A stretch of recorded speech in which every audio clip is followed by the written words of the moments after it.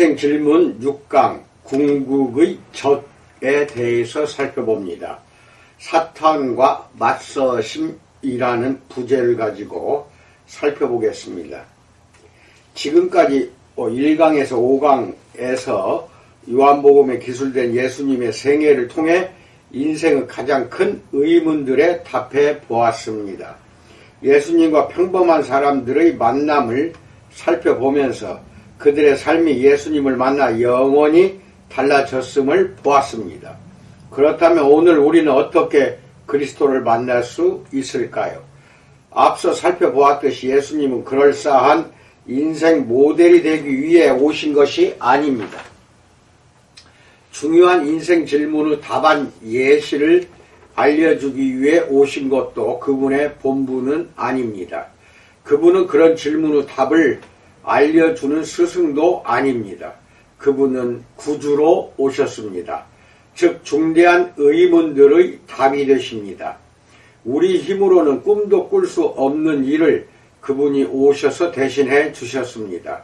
우리의 삶이 영원히 변화되려면 그분을 구주로 만나야 하고, 그러려면 그분이 우리에게 해 주신 일을 보고 알아야 합니다. 예수님이 어떻게 우리의 구주가 되시는지를 그분 생애에 있었던 핵심 사건을 보면 알 수 있습니다. 그래서 나머지 오늘 6강부터 10강까지는 복음서에 제시된 예수님의 생애에서 몇 가지 중추적인 사건을 살펴보려고 합니다. 첫 번째, 세상을 바꾼 두 사건에 대해서 알아봅니다. 왜 내가 예수님의 생애에서 가장 잘 알려진 세 가지 사건, 즉 출생과 죽음과 부활을 제외했는지 의아하게 생각할 수 있습니다. 그 사건들은 우리에게 익숙하고 대체로 더 분명한 의미가 있기 때문입니다. 예컨대 성육신이 없었다면 예수님은 인간이 되어 우리 죄를 담당하실 수 없었습니다. 십자가의 죽음은 죄책과 죄의 해법과 용서를 뜻합니다. 부활은 우리가 결국 죽음을 이기고 그 증거로 새 몸을 받게 됨을 알려줍니다. 그분의 생애에 있었던 이 위대한 기적의 사건들은 당연히 모두 핵심이며 5강까지 각각 어느 정도씩 살펴보았습니다. 이제부터는 몇 가지 덜 알려진 사건을 통해 그분이 우리를 구원하고자 행하신 일 속으로 더 깊이 들어가 보려고 합니다. 그분은 우리를 위해 악을 이기시고 6장 악을 이기시고 우리를 위해 중보하시고 우리를 위해 온전히 순종하시고 우리를 위해 다스리고자 이 땅을 떠나시며 우리를 위해 죽으시려고 하늘을 떠나신다까지 해서 10강을 마치고자 합니다. 우선 예수님의 공생애가 어떻게 시작되는지부터 살펴봅시다. 역사상 세상을 뒤바꾸어 놓기 위해 예수님을 준비시킨 두 사건이 연달아 발생합니다. 바로 세례받으신 일과 곧이어 광야의 사탄에게 시험받으신 일입니다. 마태복음 3장과 4장에 이 둘이 나란히 제시되는데 그만한 이유가 있습니다. 먼저 마태복음을 봅시다. 마태복음 3장 13절로 4장 11절에서 이때 예수께서 갈릴리로부터 요단강에 이르러 요한에게 세례를 받으려 하시니 요한이 말려 이르되 내가 당신에게서 세례를 받아야 할 터인데 당신이 내게로 오시나이까. 예수께서 대답하여 이르시되 이제 허락하라. 우리가 이와 같이 하여 모든 의의를 이루는 것이 합당하니라 하시니 이에 요한이 허락하는지라. 예수께서 세례를 받으시고 곧 물에서 올라오실새 하늘이 열리고 하나님의 성령이 비둘기같이 내려 자기 위에 임하심을 보시더니 하늘로부터 소리가 있어 말씀하시되 이는 내 사랑하는 아들이요 내 기뻐하는 자라 하시니라. 그때 예수께서 성령에게 이끌리어 마귀에게 시험을 받으러 광야로 가사 40일을 밤낮으로 금식하신 후에 줄이신지라. 시험하는 자가 예수께 나와서 이르되 네가 만일 하나님의 아들이거든 명하여 이 돌들로 떡덩이가 되게 하라. 예수께서 대답하여 이르시되 기록되었으되 사람이 떡으로만 살 것이 아니요 하나님의 입으로부터 나오는 모든 말씀으로 살 것이라 하였느니라 하시니, 이에 마귀가 예수를 거룩한 성으로 데려다가 성전 꼭대기에 세우고 이르되 내가 만일 하나님의 아들이여든 뛰어내리라. 기록되었을 때 그가 너를 위하여 그의 사자들을 명하시리니 그들이 손으로 너를 받들어 발이 돌에 부딪히지 않게 하리로다 하였느니라.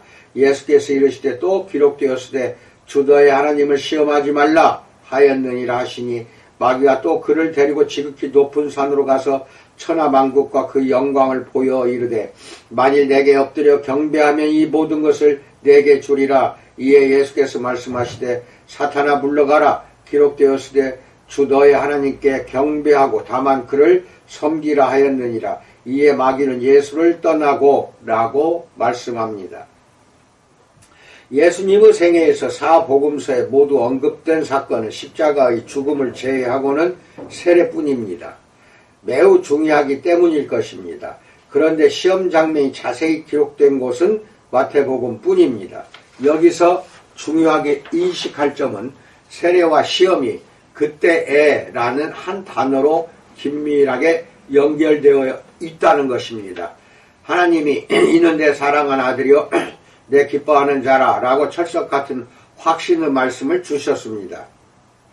그때에 예수께서는 성령께 이끌려 마귀에게 시험을 받기 위해 사막으로 가셨습니다. 여기 그때에 된은 그래서 therefore와 같습니다. 큰 복과 성공 뒤에 시험과 유혹이 찾아왔습니다. 삶에도 줄곧 성공과 기쁨과 복만 보장될 수는 없습니다. 아무리 애쓰고 노력하고 여건이 순탄해도 결국 무언가 끼어들어 삶을 망쳐뒀습니다. 최고의 재능과 성실함과 기술을 갖춘 사람도 삶의 질곡을 피할 수 없습니다. 당신은 이렇게 말할지 모릅니다. 내 몫을 더 잘해서 착하게 살고 하나님께 순종하면 되지 않는가? 모든 고난과 역경에서 보호해 달라고 매일 기도하면 되지 않는가? 라고 말할지 모릅니다. 답은 어디 한번 해보라는 것입니다. 당신이 자신의 흠과 결정을 모두 극복한다고 합시다. 온전히 지혜로워져서 하나님의 뜻, 인간의 마음, 때와 시기를 깨달아 매번 현명한 결정을 내린다고 해봅시다. 부동의 신앙으로 당신의 삶이 온전히 하나님을 기쁘시게 한다고 하자. 그러면 분명히 하나님이 당신을 보호해 주시고 당신의 거룩함과 지혜도 당신을 지켜주어서 삶이 늘 형통할 것입니다. 그렇지 않은가요? 두 번째, 꼬일 대로 꼬인 인생을 살다에 대해서 알아봅니다. 여기 실제로 그런 삶을 사는 사람이 있습니다. 성부 하나님은 예수님의 삶이 하나님을 온전히 기쁘시게 한다고 말씀하십니다. 성령 하나님도 예수님 위에 임하여 그분을 인도하셨습니다.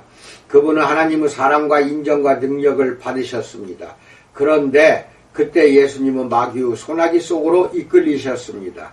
요컨대 순서는 다음과 같습니다. 하나님의 사랑과 능력에 뒤이어 악과 유혹과 광야와 처참한 굶주림과 목마름이 따라옵니다.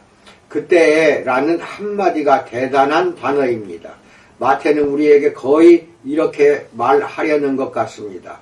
잘 들으라. 시련과 환난을 면할 사람은 아무도 없다. 오히려 이는 하나님을 지극히 사랑하는 이들에게 흔히 있는 일이다. 우리를 성숙하게 빚으시려는 하나님의 신비롭고 선한 계획의 일부이기 때문이다 라고 말하는 것 같습니다. 그래서 욥의 친구들은 틀렸습니다. 기억할지 모르지만 구약성경의 욥기에 나오는 욥은 그 누구보다도 모범적으로 살았지만 삶이 틀어질 대로 틀어졌습니다. 가족도 잃고 많던 재산도 잃고 건강마저 잃었습니다. 광야로 내몰린 셈입니다.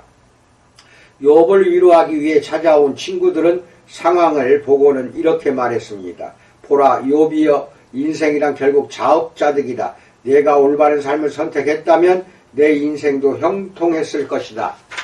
하나님이 너를 사랑하신다면 이런 일이 벌어지게 두지 않으셨을 것이다. 그분이 너와 너의 선택에 노하셨음이 분명하다 라고 친구가 말합니다. 대다수의 사람들은 이렇게 생각합니다. 중산층은 빈민층을 보며 상대가 열심히 일하지 않는다고 단정합니다. 건강한 가정은 힘든 엮이는 가정을 보며 상대가 신경 써서 도리를 다하지 않았다고 단정합니다. 당장 문제가 없으면 우리는 이를 은근히 자신의 공으로 돌리는 경향이 있습니다. 운이나 은혜가 아니라 자신이 착하고 똑똑하게 살기 때문이라고 생각합니다. 정말 그럴까요? 마태복음 3장에는 세계 역사상 가장 선하고 안전하게 사셨고 하나님의 전폭적인 사랑을 받으신 유일한 분이 나옵니다. 그분은 모든 고생과 수고를 면하셔야 했습니다. 그런데 그분의 삶이 지독히도 꼬였습니다.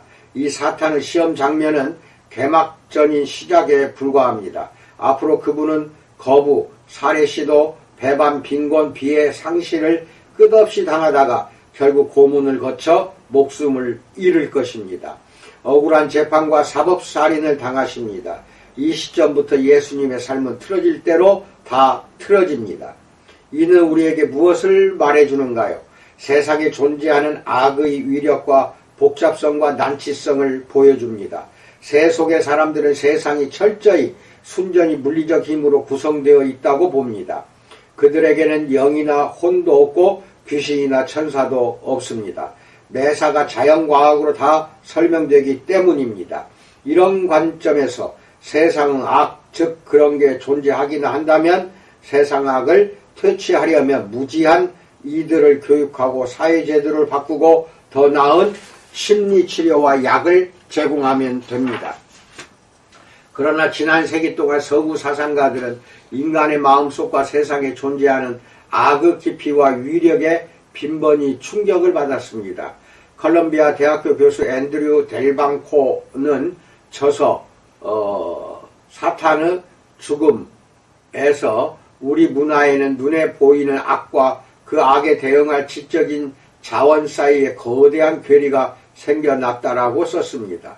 그 괴리를 성경이 메워줍니다. 우리가 개인적으로 경험하고 전체 역사에서 목격하는 모든 일들은 성경으로 설명됩니다. 성경이 말하는 악은 과학의 단견보다 다차원적이고 복잡 미묘합니다. 제도적 불의와 개인적 무지와 생리적 불균형 외에도 세상에는 악한 영적 세력들이 정말 존재하며 그 모두의 배후에 하나님의 초자연적 인격체가 존재합니다. 서구 세계는 성경이 말하는 악의 이런 차원을 다분히 배격해 왔거니와 그 결과로 우리도 욥의 친구들처럼 삶 속에 있는 악의 위력을 늘 과소평가하고 때로는 잘못 진단합니다. 예컨대 우리가 마음 깊이 고수하는 단순한 논리가 있습니다. 착하게 살면 삶이 형통할 것이라는 신념입니다. 하지만 귀신의 세력은 분명 존재하며 착하고 경건하게 살수록 오히려 그 세력을 자극하여 공격을 유발할 게 당연합니다. 본문의 세례와 시험기사가 보여주는 것이 바로 그것입니다. 착하게 살면 삶이 형통한다는 신념은 우리를 향한 하나님의 목적을 이해하는 면에서도 단순한 논리입니다. 그분은 무한히 지혜로우셔서 처음부터 끝을 내다보시며 우리를 향한 선한 목적을 광야 저편에 숨겨두셨습니다. 고난을 인내로 견딘 욥은 지금까지도 수없이 많은 사람을 돕는 귀감이 되었고 예수님도 이 시험에 통과하여 마침내 역사를 바꾸어 놓고 세상을 구원하셨습니다. 마찬가지로 하나님의 영이 우리를 광야로 인도하신다면 이는 분명 우리의 유익을 위해서입니다. 좀처럼 고치기 힘든 세상의 악 앞에서 현대인이 매번 충격에 빠지는 이유는 성경을 원시적이라 치부하여 그 안에 기록된 실제에 귀를 기울이지 않기 때문입니다. 그렇다면 성경이 말하는 악의 정체를 더 잘 이해한다면 우리에게 어떤 유익이 있을까요? 세 번째, 악에 맞서기 위한 세 가지 물음에 대해서 알아봅니다. 성경은 우리 삶 속에서 조우하는 초자연적 악을 언급할 때 전투 용어를 씁니다.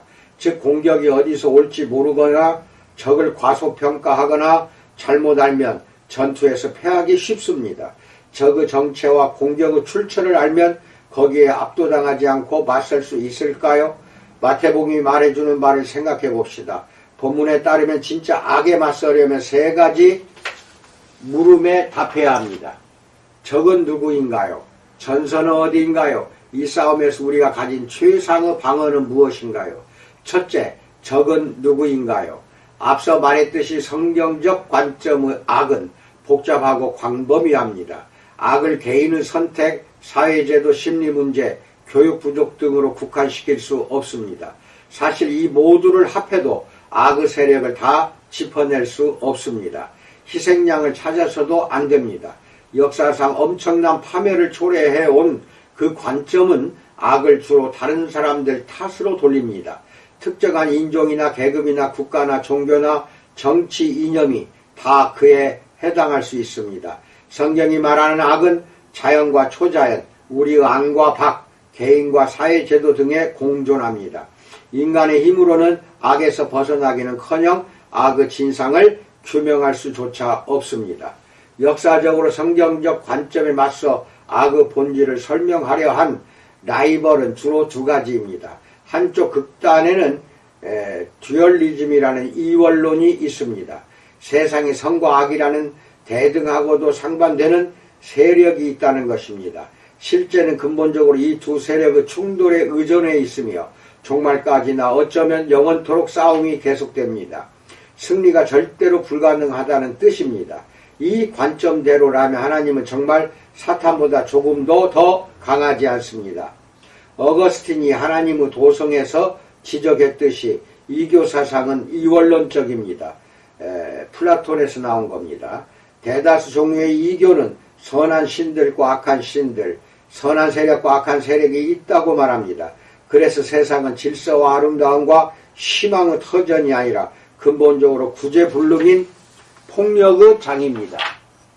세상은 힘의 중심이 여럿이고 그들은 서로 영원히 싸웁니다. 한 곳에만 따로 평화와 질서를 이룰 수 있을지는 모르나 결국 그조차도 무언가가 뒤엎습니다. 어떤 식으로든 싸움을 종결짓고 영원한 평화를 이룰 가망은 전무합니다. 악에 접근하는 다른 하나의 철학은 일원론, 모노이즘이라는 이론론 또는 범신론, 판테이즘입니다. 이 관점은 반대쪽 극단에서 모든 실제가 하나라고 주장합니다. 만물이 신의 일부이고 신 또한 만물이므로 결국 모든 것은 다른 모든 것과 하나라는 것입니다. 이 관점대로라면 개인의 자아는 환영에 불과합니다. 그림자라는 뜻입니다. 우리는 모두 깊이 연결되어 있으되 인간은 공통된 경험을 통해서만이 아니라 결국은 서로 구분되지도 않는다는 주장입니다. C.S. 루이스의 순전한 기독교에 등장하는 범신론자는 암이나 빈민가를 보며 신적인 관점에서 볼 수만 있다면 이 또한 하나님임을 깨닫게 될 텐데 라고 말합니다. 악과 고난은 이원론에서처럼 영원한 난공불락이 아니라 아예 존재하지도 않으며 따라서 그림자 즉 환영이라고 할 수 있습니다. 흥미롭게도 현대 세속문화는 양쪽 관점을 조금씩 차용하여 악을 일관성 없는 단편적인 것으로 간주합니다. 우선 한편으로 세속주의는 고대 다신교와 비슷하여 세상을 하나의 전능하신 예술가의 피조물이 아니라 통제불능인 폭력적 세력들의 산물로 봅니다. 즉 물리적 우주는 무한 반복되는 폭발과 연소의 산물입니다. 그뿐 아니라 우리 인간도 진화와 적자 생존의 산물입니다. 이런 세계관이 옳다면 폭력을 해결할 방법이 없습니다. 인간은 무의미한 폭력적 수단을 통해 지금까지 왔으며 앞으로도 계속 똑같은 방식으로 존재하고 진화할 것입니다. 다른 한편으로 많은 세속 사상가는 인간의 악을 나쁜 사회 제도나 망가진 심리 상태의 산물로 봅니다. 19세기부터 그들이 내놓은 이론에 따르면 연쇄살인범은 잘못된 양육이나 빈곤이나 기타 박탈의 산물입니다. 인간은 본래 악하지 않기 때문에 그렇게 남을 살해하기까지는 무언가 나쁜 일을 겪었을 수밖에 없다는 것입니다. 좀 더 근대에 이르면 세속사상은 상대주의적이 됩니다. 특정한 문화적 관점에서 악처럼 보이는 일도 다른 관점에서 보면 그렇지 않습니다. 입장에 따라 테러리스트가 자유의 투사일 수도 있습니다. 그래서 악은 다 보기 나름입니다. 다르게 보면 사라지는 환영일 뿐입니다. 앞서 언급한 델방코는 토머스 해리스의 소설 양들의 침묵을 인용합니다. 소름 끼치는 살인범 한니발 렉터가 스탈링 수사관에게 말하는 대목입니다. 렉터가 자신의 악행을 말하자 그녀가 그를 보며 묻습니다. 당신에게 무슨 일이 있었기에 이런 일을 저지를 수 있나요? 누가 당신에게 어쨌기에 이렇게 악해질 수 있죠? 라고 물어봅니다. 렉터는 그녀를 빤히 보며 이렇게 답합니다. 아무 일도 없었어. 스탈링 수사관. 그냥 내가 한 일이요. 나를 몇 가지 요인으로 축소시킬 생각일랑 마시오. 당신은 선과 악을 버리고 행동주의만 남았소. 모든 사람에게 점잖은 도덕 옷을 입혔단 말이오. 그러면 매사가 누구의 잘못도 아닌 게 돼요. 나를 보시오. 내가 악하다고 차마 말할 수 있겠소? 라고 말합니다. 이어 델방코는 이 대사야말로 현대 비극의 축소판이라고 말합니다. 즉 이 살인범의 물음에 답할 수 없다는 인식을 우리 세대가 입증하고 있습니다. 그의 말 맞다나 죄와 사탄과 우주적 악이라는 개념을 없애버리면 모든 악행은 순전히 심리적 또는 사회적 원인에서 비롯될 뿐입니다. 그러면 피해자의 고통이 경시되고 사건의 심각성도 축소됩니다. 한니발 렉터는 스탈링 수사관이 현대 세속사상의 산물임을 알기에 그녀를 손안에 넣고 주무릅니다. 그녀의 세계관으로는 답할 재간이 없는 질문을 던집니다. 이런 말과 같습니다. 이제 당신은 내가 절단하여 인육을 먹은 그 가련한 사람들의 모든 유가족에게 내가 어머니 사랑을 받지 못해 그랬노라고 말할 수밖에 없소. 내게는 고사하고 내 어머니에게도 책임을 물을 수밖에 없다는 말이요 라고 말합니다. 현대 세상이 그의 놀이개가 되었습니다. J.K. 롤링의 해리포터 시리즈 제1권에서 어둠의 마왕 볼드모트의 한 꼭두각시가 하는 말이 있습니다. 볼드모트 주인님이 그러는데 선과 악은 없고 권력만 있답니다 라고 말합니다. 악의 존재를 부정하는 것보다 더 큰 악은 거의 없다는 작가의 말로 들립니다.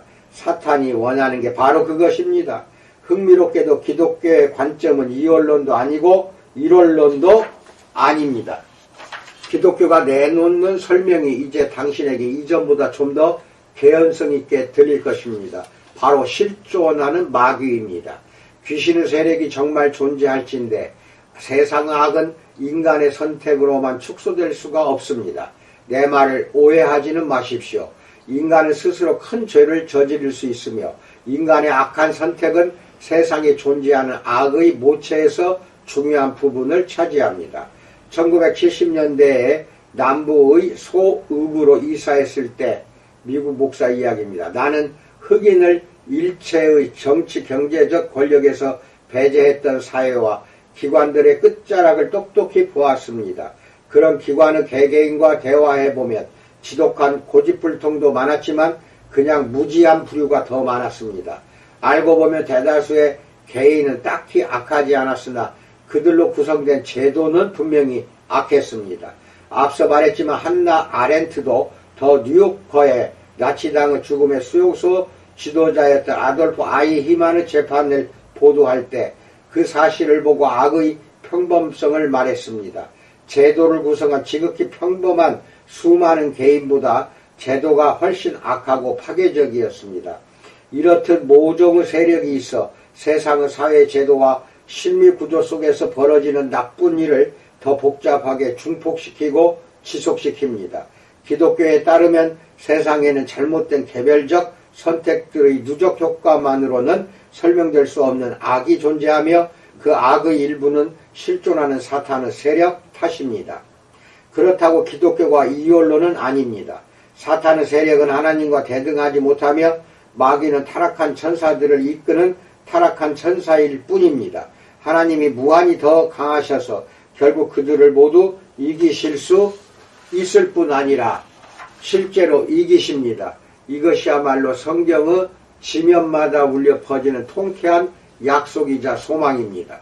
당신은 마귀라는 개념을 순진한 부류에게나 어울리는 원시적인 신념으로 생각할지 모릅니다. 그러나 내가 역설했듯이 이제도 정중히 말하거니와 마귀의 존재 없이 세상을 설명하려 한다면 당신이야말로 영적, 지적으로 고지식한 사람입니다. 이제 더 실제적으로 들어가 봅시다. 적이 누구인지 알았으니 생각할 질문은 이것입니다. 둘째, 전선, the front는 어디인가요? 마귀가 존재한다는 사실 외에 성경이 우리에게 말해주는 바는 무엇인가요? 주요 전선과 공격 지점이 어디인지 말해줍니다. 본문에 보면 마귀는 거듭 네가 만일 하나님의 아들이여든 이라고 말합니다. 그게 그의 주된 공격이며 예수님께만 아니라 우리에게도 마찬가지입니다. 하나님이 방금 막 예수님께 내 사랑하는 아들이라고 확언하셨는데도 사탄은 즉각 그 부분을 치고 들어옵니다. 예수님께 말하기를 하나님이 그분을 사랑하시고 능력을 주신다는 증거를 받아내라고 부추긴 셈입니다. 그러나 의심이 없는 한 상대에게 시범과 확답과 증거를 요구할 필요가 없습니다. 그런데도 사탄의 군사적 주목적은 그것입니다. 그는 예수님이 하나님의 전폭적 수용과 무조건적 구성에 대한 확신을 잃기를 원합니다. 그렇다면 그 주요 전선에서 사탄은 우리를 어떻게 공격해 올 것인가요? 우선 그는 당신으로 하여금 예수님이 정말 하나님의 아들이며 세상의 구주이심을 믿지 못하게 하려고 합니다. 예수님이 세례 받으실 때 하나님의 하늘에서 어떤 말씀을 하셨는지 잘 보십시오. 먼저 이는 내 사랑하는 아들이요 라고 하셨습니다. 시편 2편을 인용하신 말씀으로서 그 시는 장차 하나님이 보내실 메시아가 왕으로 와서 세상의 모든 반역과 악을 진압하신다는 노래입니다. 그런데 하나님은 이어서 내 기뻐하는 자라 라고도 하셨습니다. 고난당하는 종을 기술한 이사야 53장을 인용하신 것으로서 이사야의 말대로 이 신비의 인물은 장차 백성의 허물 때문에 고난당하고 죽으실 것입니다. 이는 성경 전체를 이해하는 데 중요한 열쇠입니다. 위대한 메시아가 왕으로 와서 세상 만물을 바로 잡으시리라는 약속은 시편 2편에서처럼 구약 전체에 나옵니다. 그래서 많은 유대인이 그분을 간절히 고대했습니다. 그런데 이사야의 예언에는 고난당하는 종도 나옵니다. 유대인에게 주신 말씀대로 이 종이 거부당하여 채찍에 맞음으로 우리는 나음을 받았습니다. 이사야서 53장 5절. 세례받으시는 예수님을 하나님이 복 주실 때까지는 아무도 이 두 인물이 사실은 하나임을 몰랐습니다. 이로써 하나님이 우리에게 깨우쳐 주시려는 게 있습니다. 예수님은 말과 모범으로 우리에게 어떻게 살아야 하는지를 보여주신 선한 인간만 또 아니고 모든 악을 일망타진하러 오신 하늘의 왕만 또 아닙니다. 앞서 보았듯이 악은 우리 안에 깊이 박혀 있습니다. 그분이 모든 악을 당장 끝내기 위해 오셨다면 우리까지 끝장내셔야 합니다. 반대로 왕이신 그분은 보좌 대신 십자가로 향하십니다. 십자가에서 유혹과 시험을 받아 고난당하고 죽으십니다.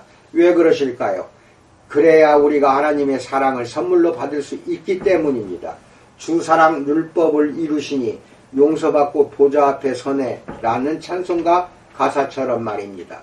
그래서 그리스도가 이루어주신 일을 의지하면 우리는 은혜로 하나님의 가정에 입양됩니다. 요한복음 1장 12절. 우리도 하나님의 사랑받는 자녀요 그리스도 안에서 그분이 기뻐하시는 자임을 알 수 있다는 뜻입니다. 이 확신이야말로 가장 깊고 생명력 있는 기쁨의 근원입니다. 한편으로 이제 우리는 아버지가 기뻐하지 않으시는 모든 죄에서 돌이키고 싶어집니다. 더는 벌이 두렵거나 자신을 입증해야 하기 때문이 아닙니다. 그런 동기는 진이 빠질 뿐 아니라 마음이 편협하고 독선적이고 완고해지게 만듭니다. 반대로 우리는 자신을 구원해 주신 분을 닮고 즐거워하고 섬기려는 순전한 열망으로 삶을 바꿀 것입니다. 감사와 기쁨으로 행하기 때문에 효과도 새롭습니다. 또 한편으로 우리를 괴롭히던 두려움과 염려와 정서적 불안감이 점차 사라집니다. 노력의 성패 때문에 우쭐하거나 절망할 일이 없습니다. 우리는 외모나 지위로 인해 불행에 끌려다니지 않으며 이전처럼 남의 비판에 위축되지도 않습니다. 우리의 자아상은 이룰 수 없는 사랑에 기초합니다. 사탄이 왜 이것을 공격의 주요 전선으로 삼는지 알겠습니까? 그는 무슨 수를 써서라도 사람들을 막아 이런 능력을 얻지 못하게 하려고 합니다. 기독교를 믿지 않는 이들에게는 예수님의 참 정체를 계속 보지 못하게 막습니다. 그분을 특별히 좋은 사람으로만 믿게 하려고 합니다. 기독교를 믿는다고 생각하지만 구원이 그리스도를 통한 값없는 선물임을 모르는 경우에는 사탄이 계속 그들을 복음 자체의 무지한 상태로 두려워합니다. 우리의 도덕적 노력이 아니라 오직 그리스도를 믿음으로 말미암아 의롭게 됩니다. 하나님과의 관계가 바르게 된다는 사실을 헷갈리게 만드는 것입니다. 자신이 사랑받는 자녀로 입양되었음을 원칙적으로 아는 경우에는 사탄이 우리를 도덕적 행위와 성과 노력에 기초한 자아상으로 되돌아가게 하려고 합니다.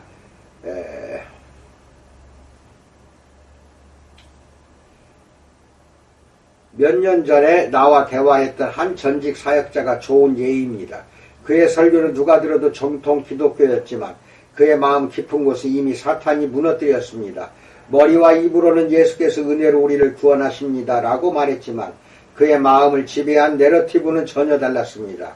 심중의 언어를 들을 수 있다면 이런 말이었을 것입니다. 선하고 합당한 사람이 되는 확실한 길은 사역자가 되는 것이다. 이보다 나은 사람은 없다. 사역자는 남에게 진리를 말해주고 어려운 사람을 돕는다. 인생의 새 출발을 돕는 사람이다. 라는 그 심중의 말이었을 것입니다. 다시 말해서 그는 머리로만 예수님이 구주라고 말했을 뿐 스스로 구주가 되려고 했습니다. 그 결과 그는 교회가 성장하고 사역이 순탄하고 자신의 설교가 인기 있을 때는 점차 우월감에 빠져 확연히 도도하고 거만했습니다. 설교에 독설이 늘었고 사람을 대할 때도 더 고압적으로 비판을 일삼았습니다. 그러다 핵심 가정들과 몇 차례 충돌을 일으켜 그들이 교회를 떠났습니다. 그는 교세가 기울기 시작하자 감당할 수 없었습니다. 사람을 잃은 정도가 아니라 자신의 정체감마저 잃어갔습니다. 그는 고통을 달래기 위해 술에 손을 댔고 칭찬을 받고 싶은 욕구를 채워주는 여자와 부적절한 관계를 가졌습니다. 결국 부부관계도 사역도 파경을 맞았습니다. 어찌된 일일까요? 사탄이 이겼습니다.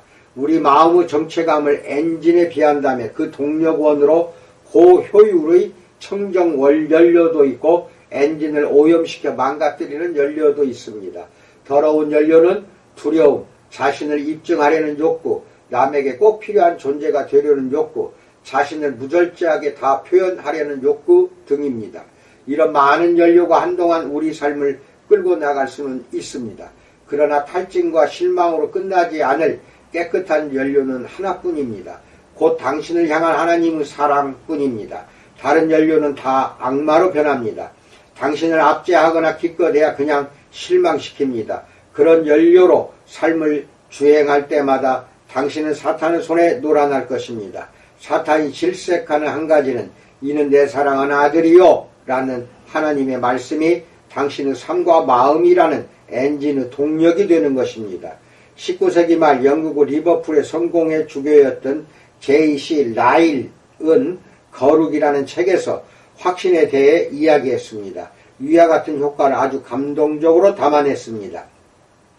확신은 하나님의 자녀를 해방시키는 데 큰 역할을 한다.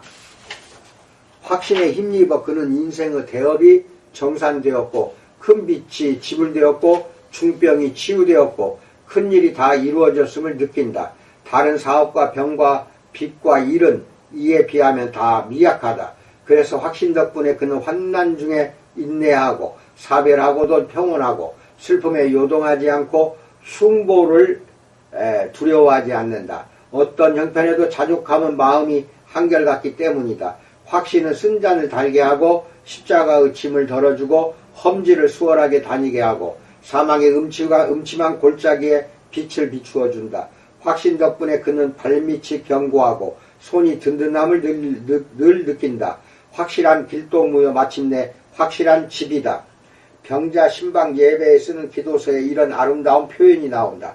전능하신 주여, 주님은 주님을 의지하는 모든 이에게 지극히 강한 산성이시오니 이제부터 영원까지 이 환자를 지켜주소서. 건강과 구원을 주실 분이 하늘 아래 다른 이름은 없고 오직 우리 주 예수 그리스도의 이름뿐임을 그가 알고 느끼게 하소서라고 말합니다. 셋째, 이 싸움에서 우리가 취할 수 있는 최상의 방어는 무엇일까요?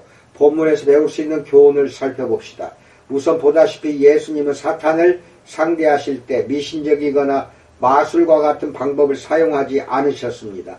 자신의 영광으로 사탄을 날려버리지 않으십니다. 그렇다고 명령 한마디로 다스려야 할 귀신 들림 현상이 없다는 말이 아닙니다. 복음서에는 예수님이 그렇게 대처하신 사례들도 분명히 나옵니다. 그러나 대체로 사탄은 눈에 보이는 살점에 이빨 자국을 내는 게 아니라 우리 마음속에 거짓을 심어서 공격합니다.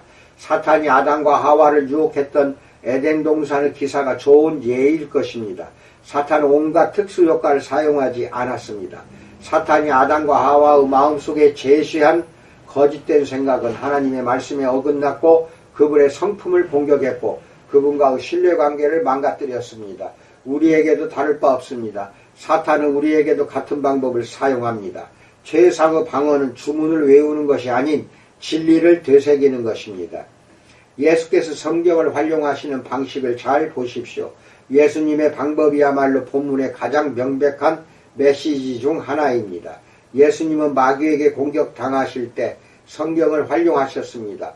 물론 이 전략은 앞서 말했던 전투전선에 꼭 들어맞습니다. 사탄은 진리를 깨닫지 못하게 막기도 하지만 더 나아가 우리 마음속 믿음까지 허물어버립니다. 성경에 따르면 마음은 감정의 자리만이 아니라 근본적 헌신과 희망과 신뢰의 원천이기도 합니다. 마음에서 사고와 감정과 행동이 흘러나옵니다. 마음이 신뢰하는 것을 사고는 정당화하고 감정은 갈망하고 의지는 수행합니다. 당신이 사랑과 은혜의 하나님께 머리로 동의하는 것까지는 사탄도 개의치 않습니다. 그러나 스스로 무엇을 해야만 합당하고 사랑스럽고 소중한 사람이 될 수 있다고 당신으로 하여금 믿게 만들 수만 있다면 사탄은 만족합니다. 그래서 하나님의 약속과 계시를 교묘히 또는 대놓고 부인하는 사탄의 모든 말에 예수님은 신명기 8장 3절, 6장 16절, 6장 13절을 차례로 인용하여 대응하십니다. 심지어 십자가에서 죽음을 맞이하던 가장 깊은 고뇌의 순간에도 그분은 시편 22편 1절을 인용하셨습니다. 내 하나님이여 내 하나님이 어찌 나를 버리셨나이까. 고통이나 충격의 순간에 머릿속에서 입 밖으로 나오는 말이야말로 존재의 진짜 모습입니다. 예수님은 그 순간에 성경을 말씀하십니다. 성경에 기록된 그분의 모든 발언 중 10%는 구약의 인용이나 암시입니다. 만약 당신이 성경을 그 정도로 잘 안다면 모든 생각과 감정을 성경의 계시 회로를 통해 처리할 것입니다. 하나님의 화건과 명령과 약속과 계시가 당신 안에 그 정도로 깊이 박혀 있으면 사탄이 틈타 당신의 구원 확신을 방해하기가 어렵습니다. 사탄의 공격이 최고조에 달할 전선에서 당신은 오히려 견고한 성과 같을 것입니다. 네 번째, 싸움을 통과할 방법이 있다에 대해서 알아봅니다. 이제 당신에게 묻겠습니다. 하나님의 아들 예수님도 머릿속과 마음속의 해박한 성경 지식 없이는 세상 악한 세력에 감히 맞서지 않으셨습니다. 그렇다면 어찌 우리라고 다른 방식으로 삶과 대면하겠는가요? 물론 이는 많은 시간과 노력이 필요한 일입니다. 성경을 충분히 알려면 예배, 매일의 성경 읽기, 묵상과 암송, 찬송, 설교나 강의 듣기 등이 필요합니다. 그러다가 사탄의 공격을 만날 때 유혹 때문에 죄를 짓거나 낙심하거나 그냥 다 포기하고 싶어질 때면 성경의 말씀을 우리의 중심에 두고 굳게 붙들어야 합니다. 즉 그리스도의 말씀이 너희 속에 풍성히 거하게 해야 합니다. 골로새서 3장 16절. 마치 진짜 싸움처럼 느껴질 것입니다. J.C. 라일은 이렇게 썼습니다. 참된 기독교는 싸움이다.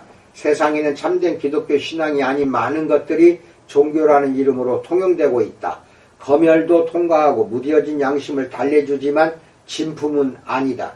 수많은 사람들이 매주일 교회에 가서 예배를 드리고 스스로를 그리스도인이라 부른다. 하지만 그들의 신앙에는 어쩌면 어떤 싸움도 없다.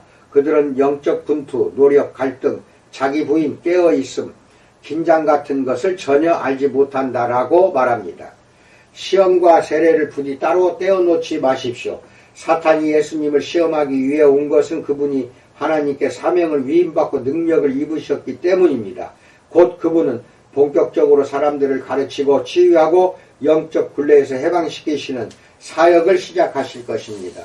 마찬가지로 우리도 심중에서만 사탄과 싸우는 게 아니라 바깥 세상에서까지 싸웁니다. 다른 사람이 그리스도를 믿도록 돕거나 혹은 긍휼과 섬김의 행위로 가난한 이웃을 사랑할 때 우리는 그 지점에서 사탄과 싸우는 것입니다. C.S. 루이스는 고난은 환영에 불과하다는 범신론자의 신념을 지적하면서 그리스도인은 악의 소극적인 자세를 가질 수 없다고 주장했습니다. 범신론자는 암이나 빈민가를 보며 당신이 현재를 신의 관점에서 볼 수만 있다면 이 또한 신임을 깨달을 것이오 라고 말한다. 이에 그리스도인은 형편없는 소리는 하지도 마시오 라고 응수한다. 기독교는 전투하는 종교이기 때문이다. 기독교는 하나님이 세상을 창조하셨다고 믿는다. 공간과 시간, 더위와 추위, 모든 색깔과 맛, 모든 동물과 식물을 그분의 머리로 지어졌다. 사람이 이야기를 꾸며내듯 말이다. 그런데 기독교에 따르면 하나님이 지으신 세상의 수많은 부분이 잘못되었다. 하나님은 우리가 그것을 바로 잡아야 한다고 힘주어 말씀하신다라고 말합니다. 이 영적 전쟁을 위한 자원이 하나 더 있습니다. 바로 본문의 주인공이신 예수님입니다. 히브리서 4장 14절에 보면 예수님은 우리의 위대한 대제사장이십니다. 제사장들이 조언자이며 치유자였듯이 예수님도 능히 우리의 연약함을 동정하시며 긍휼하심과 때를 따라 돕는 은혜를 베푸십니다. 16절. 왜 그럴까요? 그분은 모든 일에 우리와 똑같이 시험을 받으신 이로되 죄는 없으시기 때문입니다. 15절. 그분은 인간으로서 모든 것을 겪어보셨기에 곁에서 우리를 도와 악의 현실에 직면하여 싸우도록 도우십니다. 그러므로 우리는 마음속에서 사탄의 거짓말과 싸우고 세상에서 사탄의 활동과 싸울 때 우리는 주님의 말씀뿐만 아니라 말씀은 주님께도 의지해야 합니다. 우리에게는 완벽한 성경만 주어진 것이 아닙니다. 예수님께서 우리와 함께 하십니다. 그분은 우리가 상상할 수도 없는 치열한 불같은 시험을 통과하셨습니다. 우리의 구원을 위해 행하신 일이었습니다. 깊은 공감과 애정어린 능력으로 무장했으니 이제 우리도 예수님 곁에서 이 모든 것을 헤쳐나갈 수 있습니다. 아멘. 이상입니다. 오늘 내용은 좀 길었습니다. 그렇다고 해서 끝까지 듣지 않고 중간하면은 처음부터 끝까지 줄거리의 뜻을 이해하기 어렵습니다. 전체를 다 듣고 잘 깨닫기를 축원드립니다. 감사합니다.